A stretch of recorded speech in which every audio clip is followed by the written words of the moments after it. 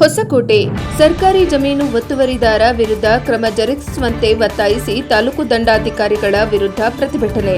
ಹೊಸಕೋಟೆ ತಾಲೂಕು ಕಚೇರಿ ಮುಂಭಾಗದಲ್ಲಿ ಕರ್ನಾಟಕ ಮಹಾಜನ ಸೇನೆ ರಾಜ್ಯ ಅಧ್ಯಕ್ಷರಾದ ಮಂಜುನಾಥ್ ಅವರ ನೇತೃತ್ವದಲ್ಲಿ ಪ್ರತಿಭಟನೆ ನಡೆಸಲಾಯಿತು.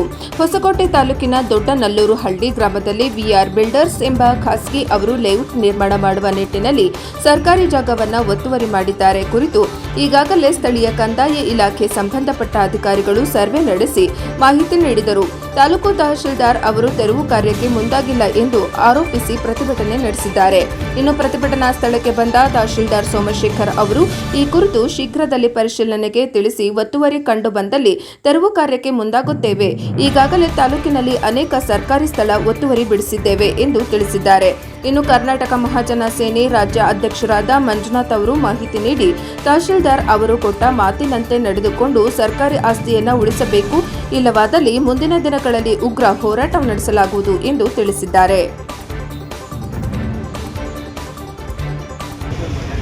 ಆದಷ್ಟು ಬೇಗ ಈಗೇನು ಬಂದು ಇಲ್ಲೇನು ಆಗಿದೆ ಸರ್ವೆ ಮಾಡಿರೋದು ಅಧಿಕಾರಿಗಳು, ಗ್ರಾಮಸ್ಥರಲ್ಲ. ಅಧಿಕಾರಿಗಳು ಸರ್ವೆ ಮಾಡಿ ವರದಿ ಕೊಟ್ಟಿದ್ರು ಕೂಡ ಇವ್ರು ಯಾವುದೇ ಕ್ರಮ ತಗೊಳ್ಳಲ್ಲ. ಅದೇ ಒಂದು ಬಂಡವಾಳಶಾಹಿಗಳೇನಾದ್ರೂ ಒಂದು ಅರ್ಜಿ ಹಾಕಿದ್ರೆ ಒಂದೇ ದಿವಸಕ್ಕೆ 8 ರಿಂದ 9 ಜನ ಅಧಿಕಾರಿಗಳು ಸೈನ್ ಆಗುತ್ತೆ, ಅವ್ರ ಲಾಗಿನಿಂದ ಪಾಸ್ ಆಗುತ್ತೆ. ಒಬ್ಬ ಸಾಮಾನ್ಯ ವ್ಯಕ್ತಿ ಒಂದು ಅರ್ಜಿ ಹಾಕಿದ್ರೆ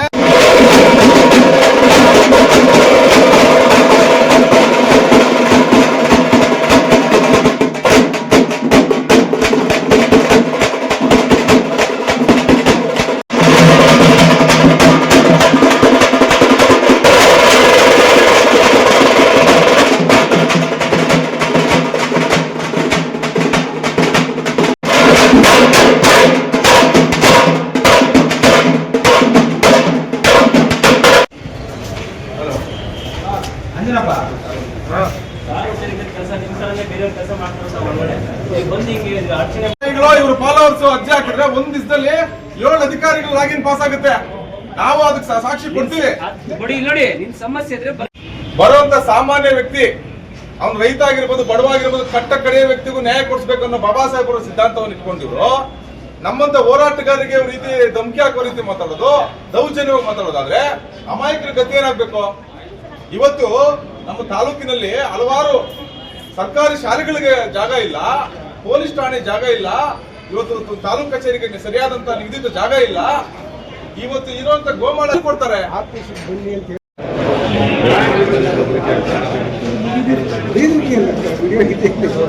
ಉಪ ತಹಸೀಲ್ದಾರ್ ಅವರು ಕೊಟ್ಟಿರುವಂತದ್ದು ಹೌದು, ಒತ್ತುವರಿ ಆಗಿದೆ. ಆರ್ಐ ಕೊಟ್ಟಿರುವಂತದ್ದು ಆಗಿದೆ, ಸಿಐ ಕೊಟ್ಟಿರುವಂತದ್ದು ಆಗಿದೆ. ಗ್ರಾಮಸ್ಥರ ಕಡೆಯಿಂದ ಒಬ್ಬ ಹೋರಾಟಗಾರ ಹೋಗಿ ಒಂದು ಊರ್ ಪರವಾಗಿ ಕೆಲಸ ಮಾಡಕ್ ಹೋದ್ರೆ ಆ ಊರಿಗೂ ನಿಮ್ಗೆ ಸಂಬಂಧ, ನೀವ್ಯಾಕೆ ಬರ್ತೀವಿ? ಭಾರತ ದೇಶದಲ್ಲಿ ಯಾವ್ದು ಈ ಊರಿನವರ ಬಾಬಾ ಸಾಹೇಬ್ರು? ಇವತ್ತು ಈ ದೇಶದಲ್ಲಿ ಹುಟ್ಟಿರಂತ ಪ್ರತಿಯೊಬ್ಬ ಪ್ರಜೆ ಯಾವುದೇ ಊರಲ್ಲಿ ಬಂದು ನಾವು ಕೇಳುವಂತ ಹಕ್ಕಿದೆ ನಮಗೆ. ಆ ಒಂದು ಸಾಮಾನ್ಯ ಪರಿಜ್ಞಾನ ಈ ಅಧಿಕಾರಿಗಳಿಗಿಲ್ಲ. ಅವ್ನು ಯಾರೋ ಬಂದು ಹೇಳ್ತಾನೆ ಬಿಲ್ಡ್ರು, ಅವ್ನು ಫೋನ್ ಮಾಡಿದ ತಕ್ಷಣ ಅವ್ರು ಕೆಲಸ ಮಾಡ್ತಾರೆ. ನಾವು ಲಿಖಿತವಾಗಿ ಕಾನೂನುಬದ್ಧವಾಗಿ ಹೋರಾಟ ಮಾಡ್ತಾ ಇದ್ರೆ ನಮ್ಮನ್ನ ಭಯ ಪಡಿಸುವಂತ ಕೆಲಸ ಮಾಡ್ತಾರೆ. ಸರ್ಕಾರಿ ಗೋಮಾಳ ಸರ್ವೆ ನಂಬರ್ 10ರಲ್ಲಿ 75 ಎಕರೆ ಇರಬೇಕು, ದೊಡ್ಡನಲ್ಲೂರಲ್ಲಿ ಗ್ರಾಮಕ್ಕೆ ಸಂಬಂಧಪಟ್ಟಿದ್ದು. ಬರೀ ಹೊಸಕೋಟೆ ತಾಲೂಕಲ್ಲಿ ಮಾತ್ರ ಮಾಡೋದಕ್ಕೆ ನಾನು ತಾಲೂಕು ಅಧ್ಯಕ್ಷ ಅಲ್ಲ, ಕರ್ನಾಟಕ ಮಹಾಜನ ಸೇನೆ ರಾಜ್ಯಾಧ್ಯಕ್ಷ. ರಾಜ್ಯದಲ್ಲಿ ಆಗಿರ್ಬೋದು, ಸಾಧ್ಯವಾದ್ರೆ ದೇಶದಲ್ಲಿ ಯಾವುದೇ ಊರಲ್ಲಿ ಕೂಡ ನಾನು ಕ್ವಶನ್ ಮಾಡೋ ಹಕ್ಕು ನನಗೆ ಬಾಬಾ ಸಾಹೇಬ್ ಕೊಟ್ಟಿದ್ದಾರೆ. ನನ್ನನ್ನ ಊರಿನವ್ರ ಸಂಬಂಧ ಇಲ್ಲ, ನೀವ್ಯಾಕ ಊರಲ್ಲಿ ಕೇಳ್ತೀರಿ ಅಂತ ಕ್ವಶನ್ ಮಾಡ್ತಾರೆ ಇವರು. ಆ ಒಂದು ನಿಟ್ಟಿನಲ್ಲಿ ಆ ಊರಿಗೆ ಸಂಬಂಧಪಟ್ಟಂತವರು ಸುಮಾರು 100 ಕುಟುಂಬಗಳು ಬಂದು ಲಿಖಿತವಾಗಿ ಇಲ್ಲಿ ದೂರು ಕೊಡಕ್ ಬರ್ತೀವಿ. ಆ ದೂರನ್ನ ತಿರ್ಸ್ಕಳಿಸ್ತಾರೆ, ದಾರಿ ತಪ್ಪಿಸೋದು. ಈ ರೀತಿ ಇವ್ರು ಒಂದ್ ದಿವಸ ಅಲ್ಲ, ಇವರು ಬಂದಾಗಲಿಂದ ಈ ತರ ಸಮಸ್ಯೆಗಳು ಮಾಡ್ತಾನೆ ಇದ್ದಾರೆ.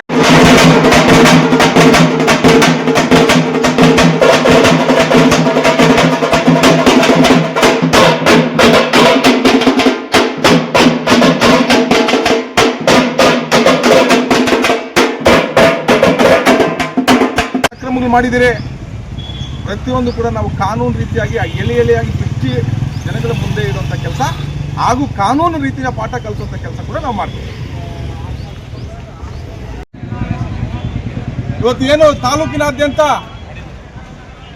ಬಾಬಾ ಸಾಹೇಬರು ಬರೀ ಮನುಷ್ಯರಿಗೆ ಮಾತ್ರ ಅಲ್ಲ, ಈ ಭೂಮಿ ಮೇಲೆ ಬಿಟ್ಟಿರುವಂತ ಪ್ರತಿಯೊಂದು ಜೀವರಾಶಿಗಳು ಕೂಡ ಸಂವಿಧಾನದಲ್ಲಿ ಅವಕಾಶಗಳನ್ನು ಮಾಡಿಕೊಟ್ಟಿದ್ದಾರೆ.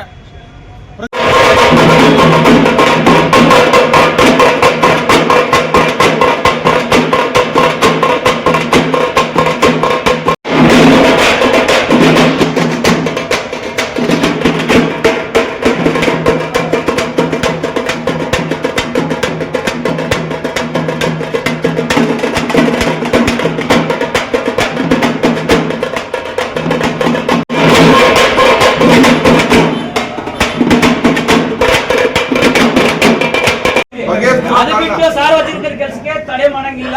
ತಡೆ ಮಾಡೋ ಅವಶ್ಯಕತೆ ನಮಗೂ ಇಲ್ಲ. ತಡೆ ಮಾಡೋ ಅವಶ್ಯಕತೆ ನಮಗೂ ಇಲ್ಲ.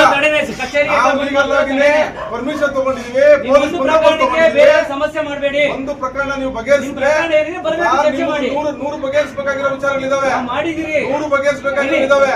ನೀವು ಬಂದಾಗಿಂದ ಯಾವ ನೀವು ಏನೇನ್ ಮಾಡಿದಿರಿ ಮಾಡಂಗಿಲ್ಲ, ಕಚೇರಿಗೆ ಅಡಚಣೆ ಮಾಡಂಗಿಲ್ಲ. ಸಾರ್ವಜನಿಕ ಸಂಬಂಧಪಟ್ಟಂತ ಅಧಿಕಾರಿಗಳು ಒಂದು ಸಾರ್ವಜನಿಕ ಸಾಮಾನ್ಯ ವ್ಯಕ್ತಿ ಹಾಕಿದ್ರೆ ಕೇಳ್ಕೊಂಡೇ ಬಂದಿದ್ದೀನಿ ಸರ್. ಇಲ್ಲಿ ತನಕ ಪರ್ಮಿಷನ್ ತಗೊಂಡು ಕೇಳ್ಕೊಂಡೇ ಬಂದಿದ್ದೀವಿ. ಪರ್ಮಿಷನ್ ತಗೊಂಡು ಕೊಡಿ ನನಗೆ.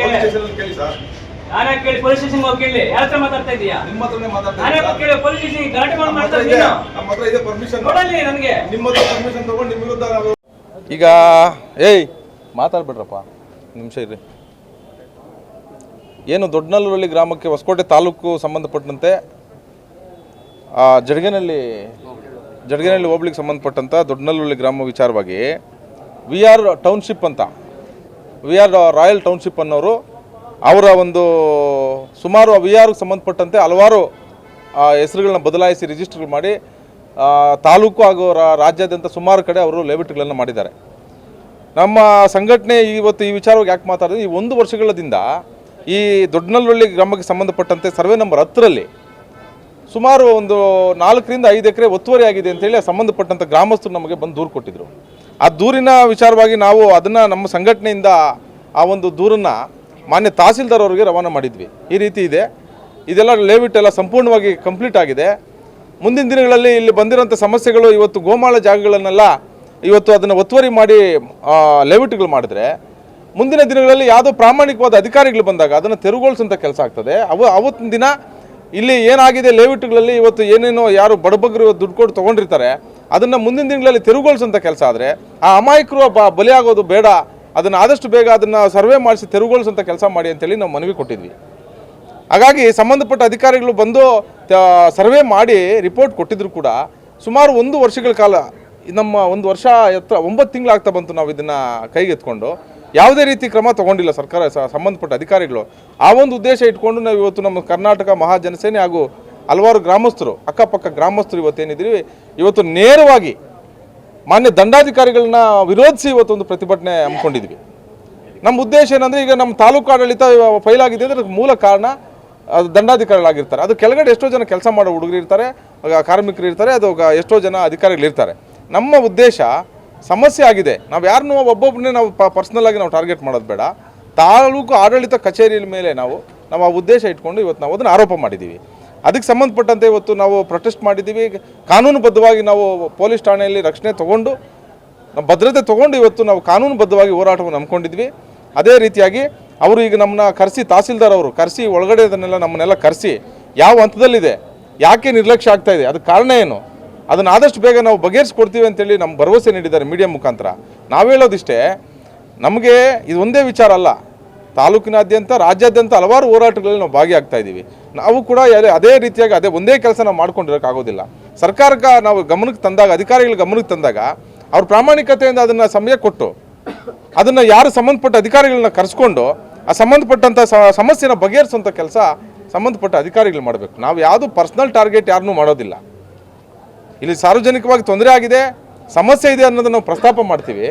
ಅದನ್ನು ನಾವು ಯಾವುದೇ ಪಕ್ಷಪಾತ ಇಲ್ಲದೆ ಕಾನೂನುಬದ್ಧವಾಗಿದ್ದರೆ ಅದನ್ನು ಪ್ರಾಮಾಣಿಕವಾಗಿ ಪರಿಗಣಿಸಿ ಆ ಸಮಸ್ಯೆ ಬಗೆಹರಿಸುವಂಥ ಕೆಲಸ ಸಂಬಂಧಪಟ್ಟ ಅಧಿಕಾರಿಗಳು ಮಾಡಬೇಕು. ಆ ಒಂದು ನಿಟ್ಟಿನಲ್ಲಿ ಇವತ್ತು ಮಾನ್ಯ ತಹಸೀಲ್ದಾರ್ ಅವರು, ಸೋಮಶೇಖರ್ ಅವರು, ಹೊಸಕೋಟೆ ತಾಲೂಕು ದಂಡಾಧಿಕಾರಿಗಳು ಅದನ್ನು ಪ್ರಾಮಾಣಿಕವಾಗಿ ಪರಿಗಣಿಸಿ ಆದಷ್ಟು ಬೇಗ ಇಲ್ಲಿ ಆಗಿರುವಂಥ ಅನ್ಯಾಯವನ್ನು, ಅವರು ಸರ್ಕಾರಿ ಜಾಗ ಒತ್ತುವರಿ ಮಾಡಿದ್ದೇ ಆದರೆ ಅದನ್ನು ನಾವು ಪ್ರಾಮಾಣಿಕವಾಗಿ ತೆರವುಗೊಳಿಸ್ತೀವಿ ಅಂತ ಭರವಸೆ ಕೊಟ್ಟಿದ್ದಾರೆ.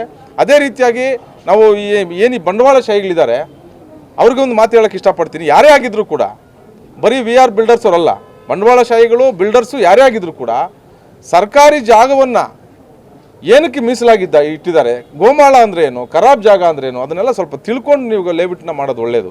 ನೀವು ಇವತ್ತು ಸ್ವಲಾಭಕ್ಕೋಸ್ಕರ, ನಿಮ್ಮ ಸ್ವಂತ ಒಂದು ಸ್ವಾರ್ಥಕ್ಕೋಸ್ಕರ ಇವತ್ತು ಅಧಿಕಾರಿಗಳನ್ನ ಕೈಗಾಕೊಂಡು, ಕೆಲವು ಅಧಿಕಾರಿಗಳನ್ನ ಕೈಗಾಕೊಂಡು ನೀವು ಅಪ್ರೂವಲ್ಗಳು ಮಾಡಿಸಿ ಲೇಔಟ್ಗಳು ಮಾಡಿಸ್ತೀರಿ. ನೀವು ಕೆಲಸ ಮುಗಿಸ್ಕೊಂಡು ನೀವು ಮಾರ್ಬಿಟ್ಟು ನಿಮ್ಮ ಪಾಟ್ ನೀವು ಹೋಗ್ತೀರಿ. ಆದರೆ ಮುಂದಿನ ಪೀಳಿಗೆಗೆ ಅಧಿಕಾರಿಗಳು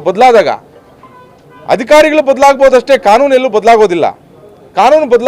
ಅಧಿಕಾರಿಗಳು ಬಂದಾಗ ಅದನ್ನು ತೆರವುಗೊಳಿಸೋಂಥ ಕೆಲಸ ಮಾಡಿದ್ರೆ ನೀವು ಮಾಡಿರೋಂಥ ಕೆಲಸಕ್ಕೆ ಅಮಾಯಕರು ಬಲಿಯಾಗುವಂಥ ಕೆಲಸ ಆಗುತ್ತೆ.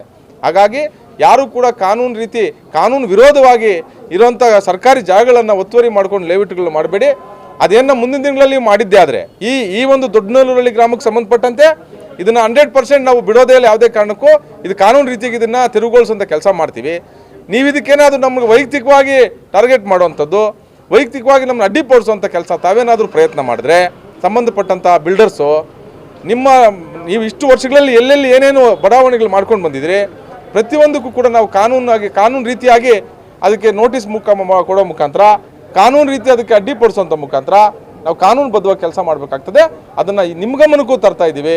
ಇಲ್ಲಿ ಯಾರು ಕೂಡ ಯಾರು ವಿರೋಧಿಗಳಲ್ಲ, ಯಾರು ಕೂಡ ಯಾರು ಪರನೂ ಇಲ್ಲ, ಕಾನೂನು ಪರ ನಾವು ಕೆಲಸ ಮಾಡ್ತಾ ಇದ್ದೀವಿ, ನ್ಯಾಯಬದ್ಧವಾಗಿದ್ದೀವಿ.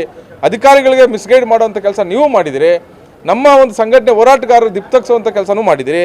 ಅದ್ಯಾವುದೂ ಕೂಡ ನಿಮ್ಮ ಕೈಯಲ್ಲಿ ನಡೆಯೋದಿಲ್ಲ. ಮುಂದಿನ ದಿನಗಳಲ್ಲಿ ನಾವು ಪ್ರತಿಯೊಂದಕ್ಕೂ ಉತ್ತರ ಕೊಡುವಂಥ ಕೆಲಸ ನಾವು ಮಾಡ್ತೀವಿ.